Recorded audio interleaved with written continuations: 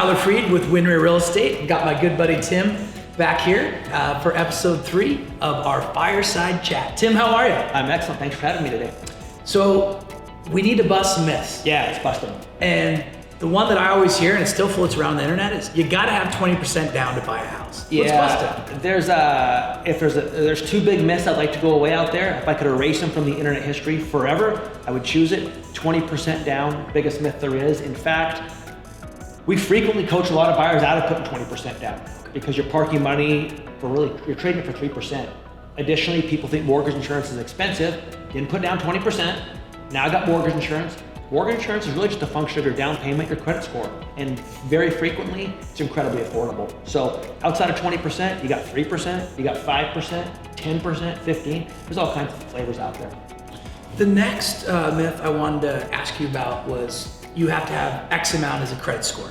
Yeah, credit score, people always think, well, I don't have qualifying credit. And the only person that can know if you have qualifying credit is a lender, right? You can't go on the internet and find out if you have qualifying credit or not. You don't have the ability to.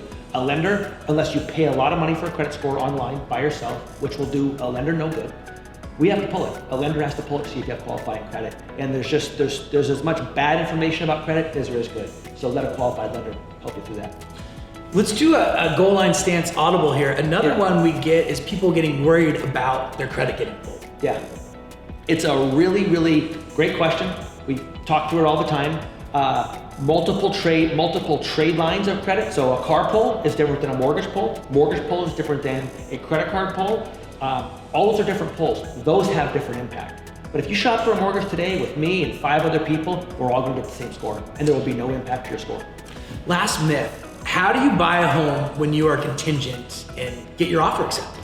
Yeah, there's a lot to that. So not only is it contingent, but what if you have less money down, right? So I've got small money down, I'm contingent. We've got about 5 proven strategies that work in this market. And the thing about each one of the strategies is each one could be right for a different buyer, right? So what's right for you might not be right for me. And that's where we work with your agent, your lender, and more importantly, the client, because they're the ones kind of driving the ship. We're steering the process. They're telling us where they want to go. And that's our job. And so those 5 strategies, we typically dive in one-on-one with the client and explain the pros and cons of which one works for them best. I like it. Coming up with a good game plan. Ladies and gentlemen, we have busted some myths.